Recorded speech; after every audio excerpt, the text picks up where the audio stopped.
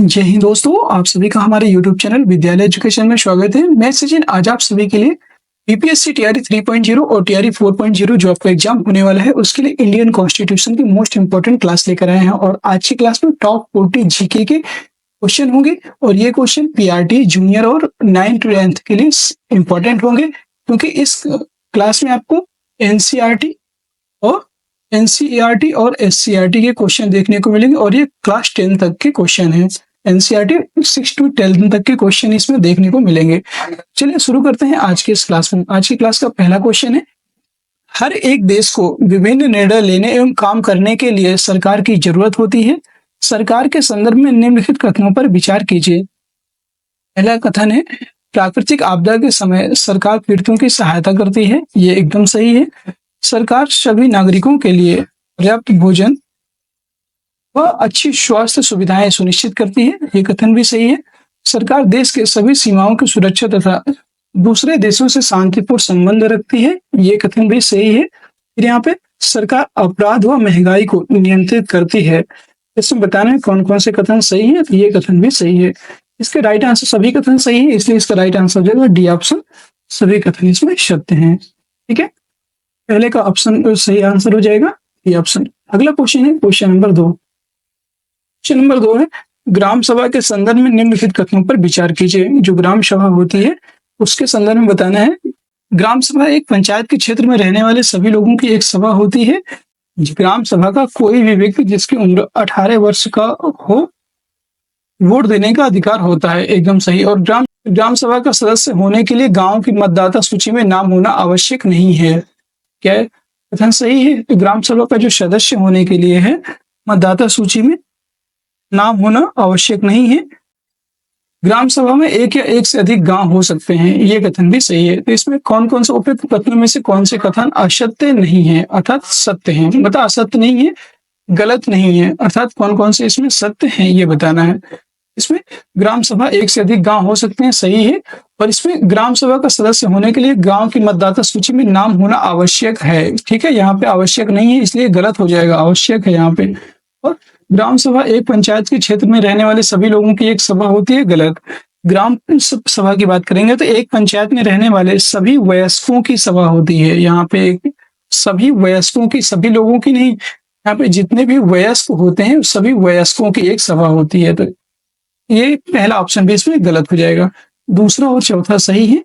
इसका right answer हो जाएगा सी ऑप्शन, दूसरा और चौथा। अगला क्वेश्चन है क्वेश्चन नंबर 3। भारत के ग्रामीण क्षेत्रों में आजीविका के संदर्भ में निम्नलिखित कथनों पर विचार कीजिए। मध्य भारत के कुछ गांवों में खेती और जंगल की उपज दोनों की ही आजीविका के साधन है। मध्य भारत में गांवों में खेती और जंगल की उपज दोनों ही आजीविका के साधन है। फिर अगला है, ग्रामीण क्षेत्रों में कृषि के साथ पशुपालन भी आजीविका का प्रमुख साधन है। ग्रामीण परिवारों में इससे करीब 40% खेतिहर मजदूर हैं। समुद्र तटीय क्षेत्रों में लोग कृषि के साथ मत्स्य पालन भी करते हैं। इसमें पूछ रहे कौन से कथन सही हैं। इसमें कौन से कथन सही है? इसके सभी कथन सही हैं। जो मध्य भारत के कुछ गांवों में खेती और जंगल की उपज दोनों की ही आजीविका के साधन होते हैं। ग्रामीण क्षेत्रों में कृषि के साथ पशुपालन भी आजीविका का साधन है। ग्रामीण परिवारों में करीब 40% जो खेतिहर हैं वो मजदूर होते हैं। और समुद्र तटीय क्षेत्रों में लोग कृषि के साथ मत्स्य पालन भी करते हैं। तो इसके सभी कथन सही है, डी ऑप्शन करेक्ट हो जाएगा। अगला क्वेश्चन है क्वेश्चन नंबर 4। भारतीय संविधान निर्माण प्रक्रिया के संदर्भ में निम्नलिखित कथनों पर विचार कीजिए। जो भारतीय संविधान की निर्माण प्रक्रिया है इसके संबंध में बताना है।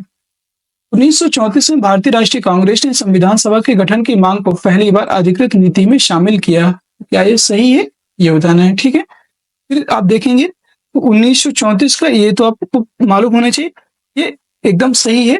ठीक है, फिर केवल भारतीयों को लेकर बनने वाली एक स्वतंत्र संविधान सभा की यह मांग दूसरे विश्व युद्ध के दौरान और तेज हो गई थी। क्या ये कथन सही है? याद रखेंगे ये कथन भी और तेज हो गई थी। ठीक है, ये भी सही है।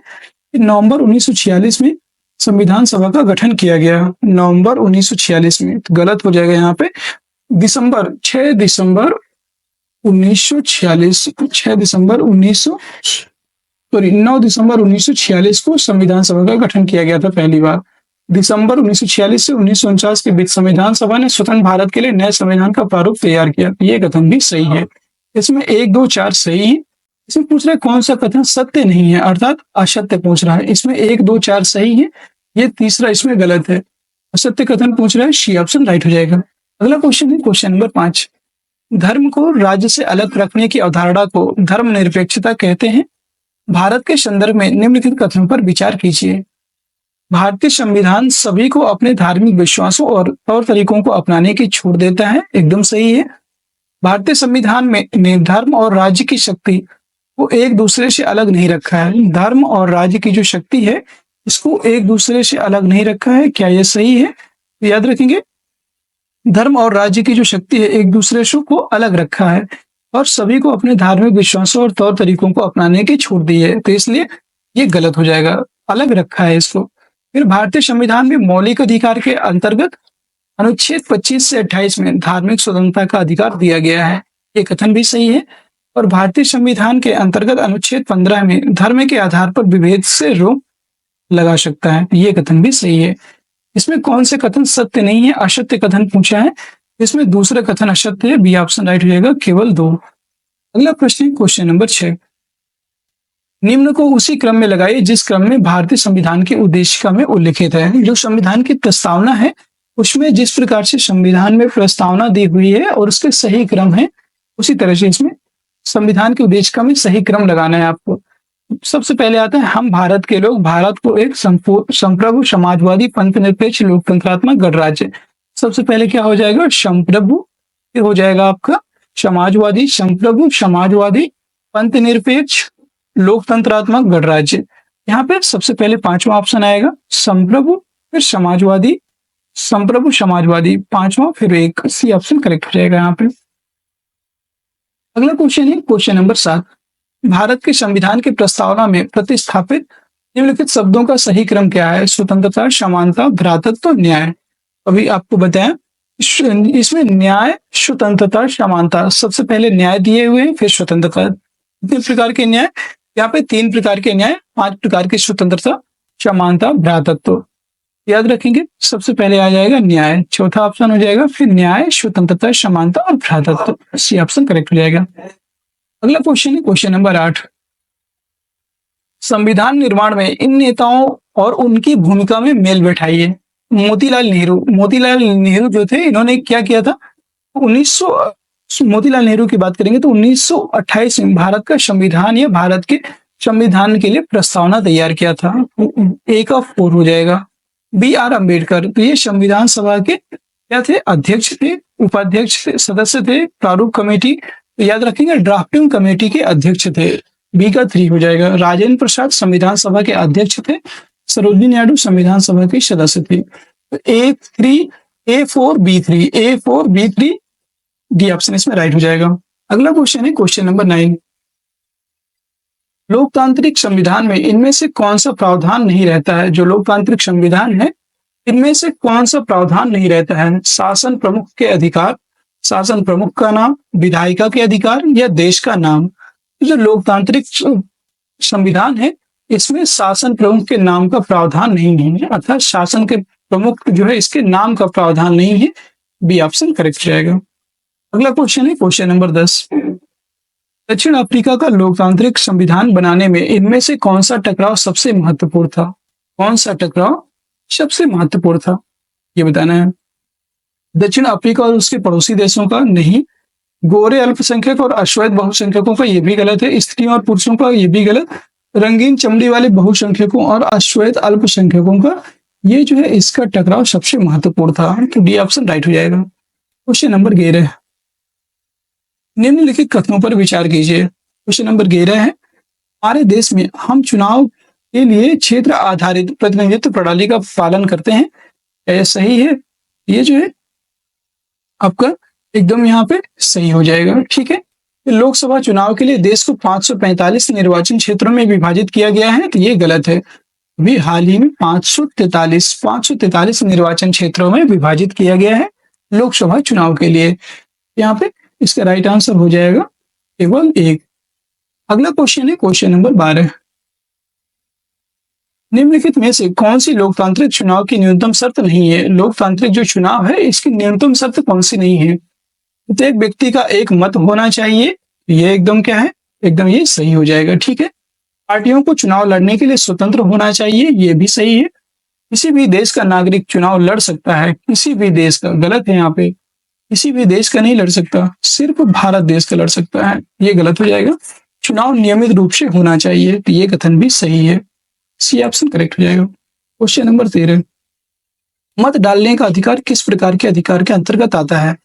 सामाजिक अधिकार, राजनीतिक अधिकार, प्राकृतिक अधिकार या मानवाधिकार? तो आप सभी को पता है जो मत डालने का अधिकार है ये एक हमें राजनीतिक अधिकार देता है, बी ऑप्शन करेक्ट हो जाएगा। मत डालने का अधिकार एक राजनीतिक अधिकार है और 61वें संविधान संशोधन के द्वारा मत डालने की आयु 18 वर्ष निर्धारित कर दी गई है। 61वां जो कॉन्स्टिट्यूशनल अमेंडमेंट था इसके द्वारा 18 वर्ष मतदान की आयु को कर दिया गया है। पहले 21 वर्ष थी, अब 18 वर्ष कर दी गई है। अगला क्वेश्चन है क्वेश्चन नंबर 14, हमारे देश में किस वर्ष तक के नागरिकों को मत देने का अधिकार है? किस वर्ष तक के नागरिकों को मत देने का अधिकार है? ये 18 वर्ष तक के नागरिकों को मत देने का अधिकार प्राप्त हो चुका है। अगला क्वेश्चन है क्वेश्चन नंबर 14।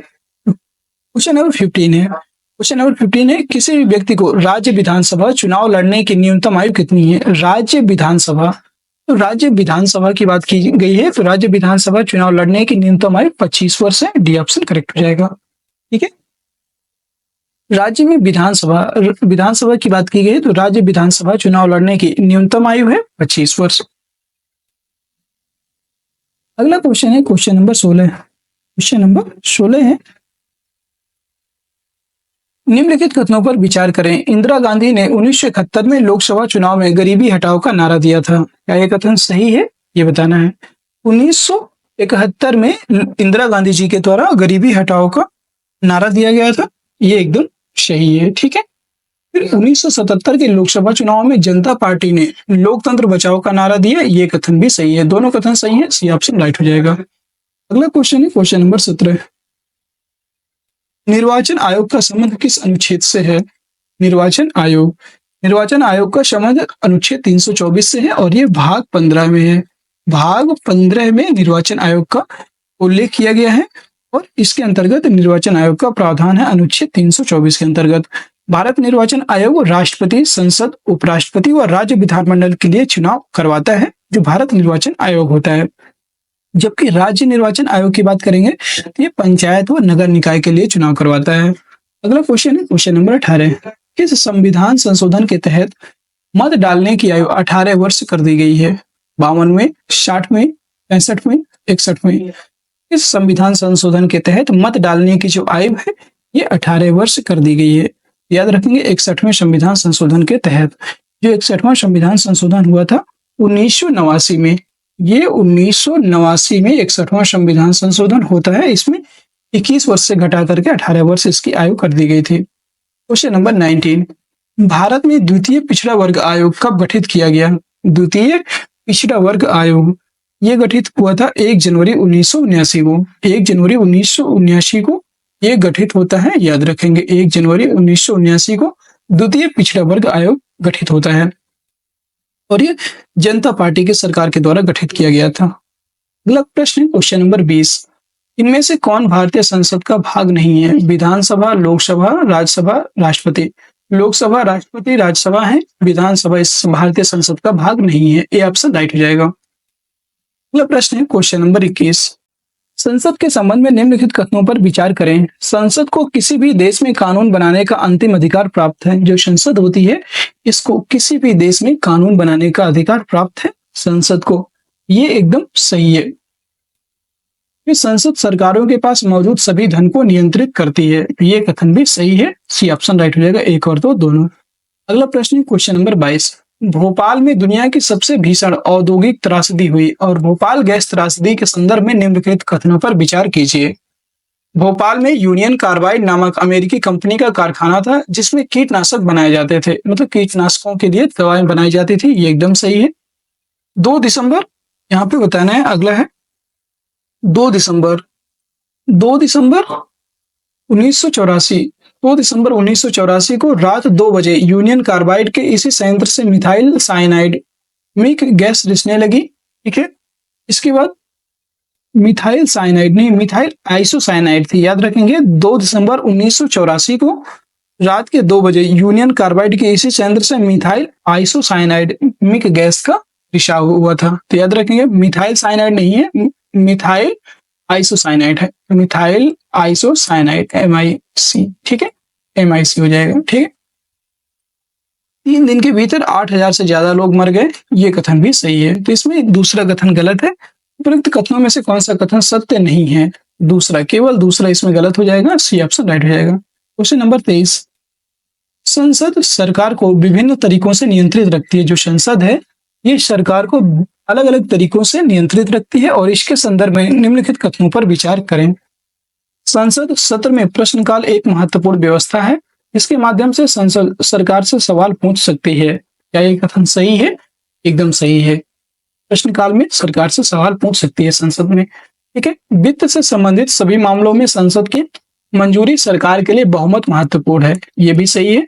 अविश्वास प्रस्ताव के द्वारा नियंत्रण हो सकता है सरकार में, ये कथन भी सही है। उपयुक्त कौन कौन से कथन सत्य हैं? तो सभी कथन सही हैं, ठीक है, ये ऑप्शन राइट हो जाएगा, सभी प्रश्न सही हैं। अगला क्वेश्चन है क्वेश्चन नंबर 24, भारत में उच्च न्यायालयों की स्थापना के संदर्भ में निम्नलिखित कथनों पर विचार कीजिए। उच्च न्यायालयों की स्थापना सबसे पहले 1862 में कलकत्ता, बंबई और मद्रास में की गई थी। क्या ये कथन सही है? यहाँ पे ये बताइएगा। ये कथन आपका जो है इसमें 1862 में इसकी जो कि मतलब सबसे पहले 1862 में कलकत्ता, बंबई और मद्रास में की गई थी, ये एकदम जो है सही हो जाएगा, ठीक है, पहला कथन सही है। दिल्ली उच्च न्यायालय का गठन 1968 में हुआ। जो दिल्ली है हाई कोर्ट है, दिल्ली उच्च न्यायालय का गठन 1968 में हुआ, ये कथन गलत है। जो दिल्ली उच्च न्यायालय है इसका गठन 1966 में होता है। 1966 में होता है दिल्ली हाई कोर्ट का गठन। उच्च न्यायालय के न्यायिक क्षेत्र में एक या एक से अधिक, जो उच्च न्यायालय है इनके न्यायिक क्षेत्र में एक या एक से अधिक राज्य सम्मिलित हो सकते हैं, ये एकदम सही है। एक या एक से अधिक राज्य सम्मिलित हो सकते हैं। तीसरा इसमें सही है। पूर्वोत्तर राज्यों असम, नागालैंड, मिजोरम और अरुणाचल प्रदेश के लिए एक ही उच्च न्यायालय रखा गया है, ये कथन एकदम यहाँ पे सही है, ठीक है। फिर 1 जनवरी 2019 में आंध्र प्रदेश अमरावती और तेलंगाना हैदराबाद में अलग अलग उच्च न्यायालय स्थित हैं और वर्तमान में कुल 25 उच्च न्यायालय हैं, ये कथन भी सही है, ठीक है, ये दोनों कथन सही है।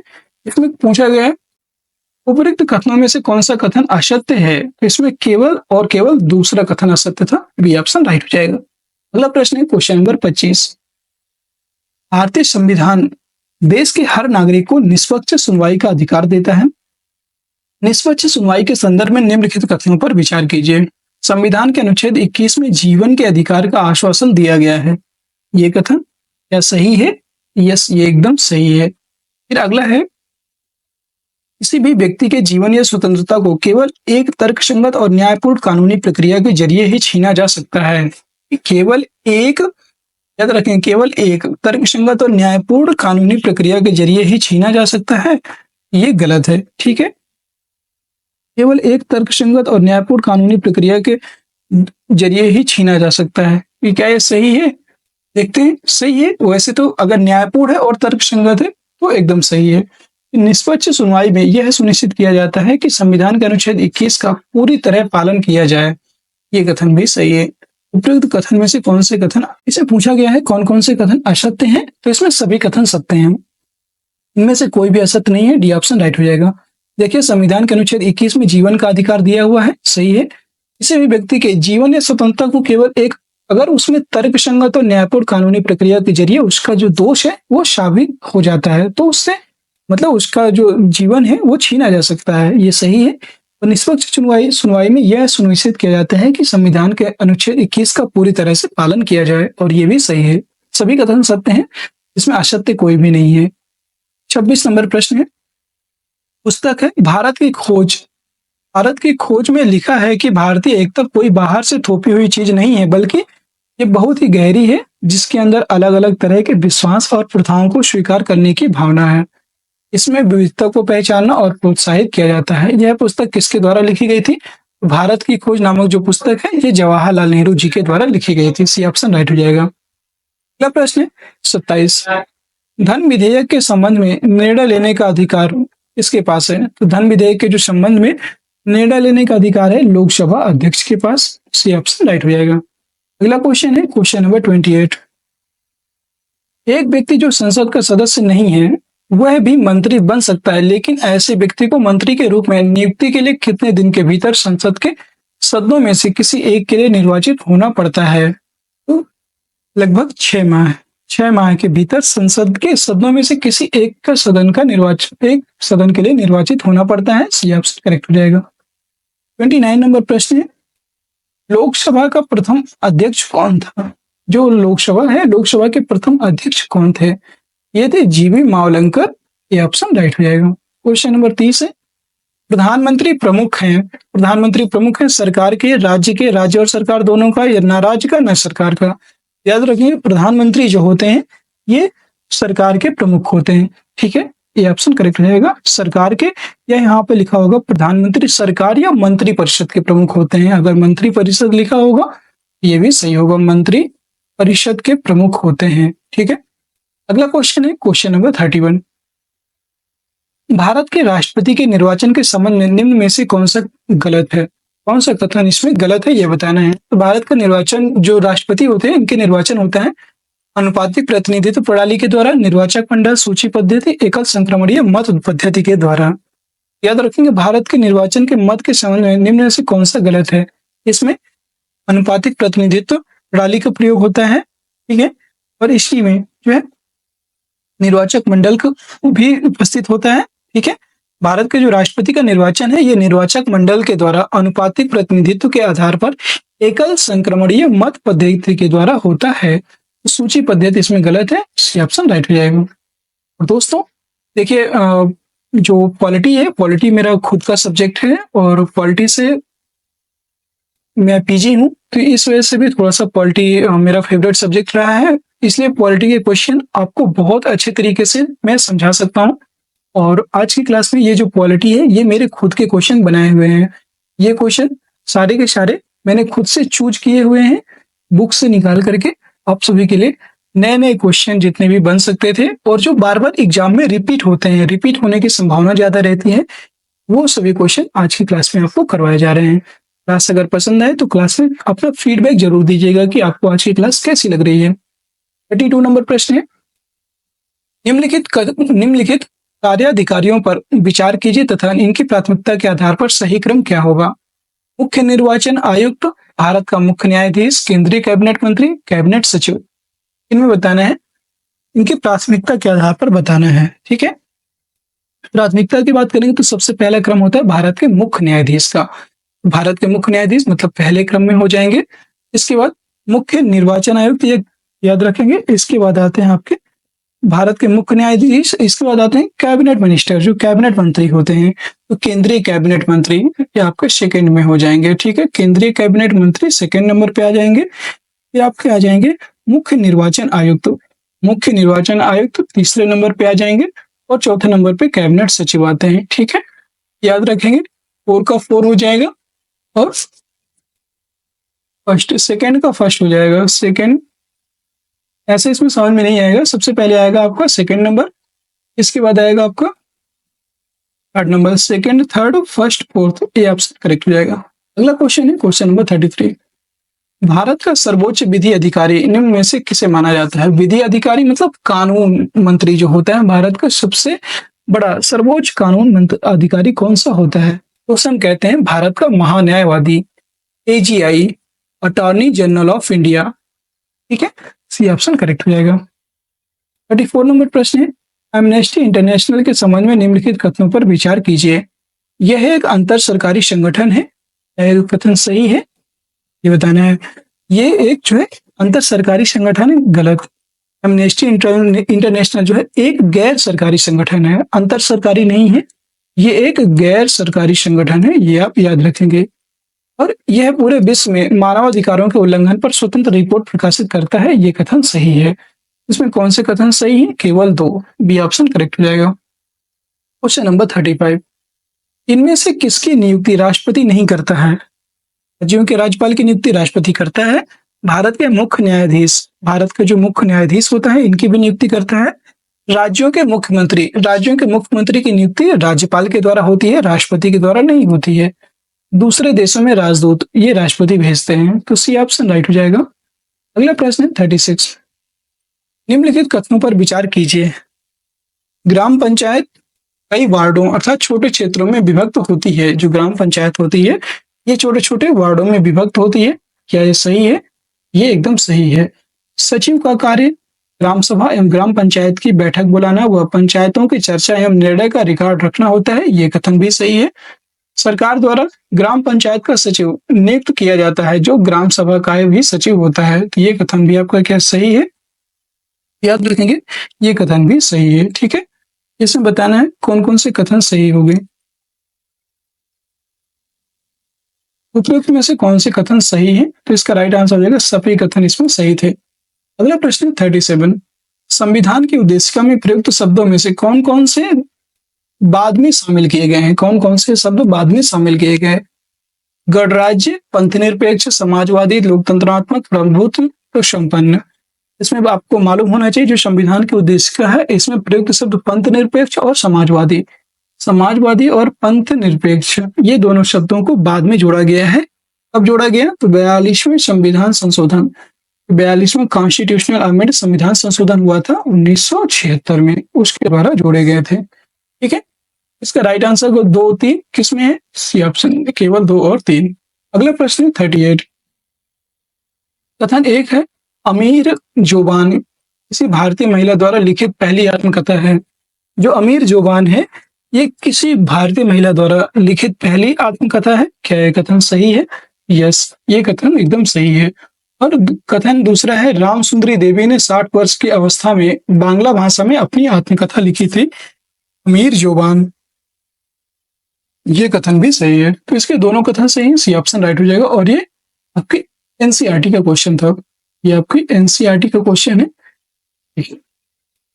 डायरेक्ट बुक से कॉपी किया है। Question number 39। भारत सरकार द्वारा समानता के अधिकार के तहत चलाई जा रही मध्याह्न भोजन की व्यवस्था मिड डे मील के संदर्भ में निम्नलिखित कथनों पर विचार कीजिए।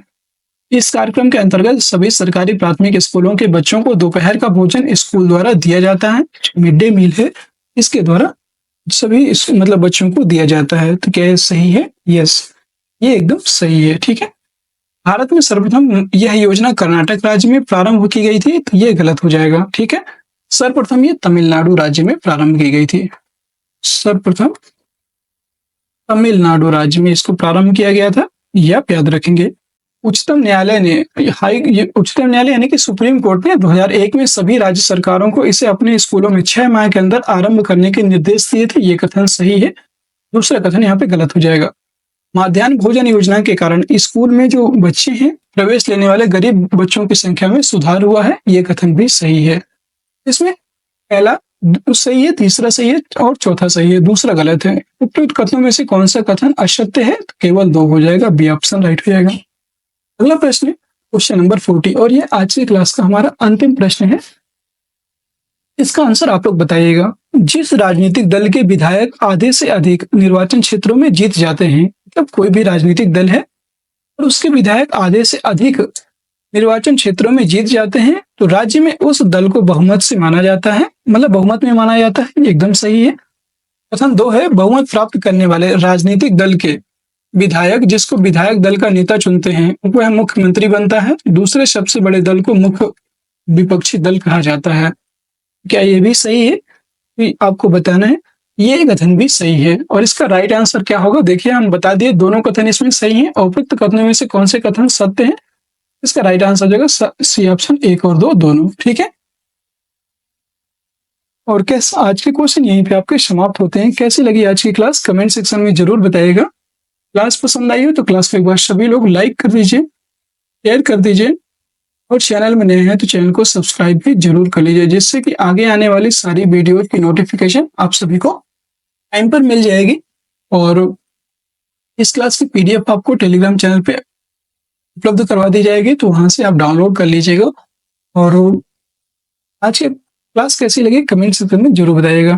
फिर मिलते हैं ऐसे ही क्लास के साथ। तब तक के लिए जय हिंद, जय भारत। आप सभी का दिन शुभ हो।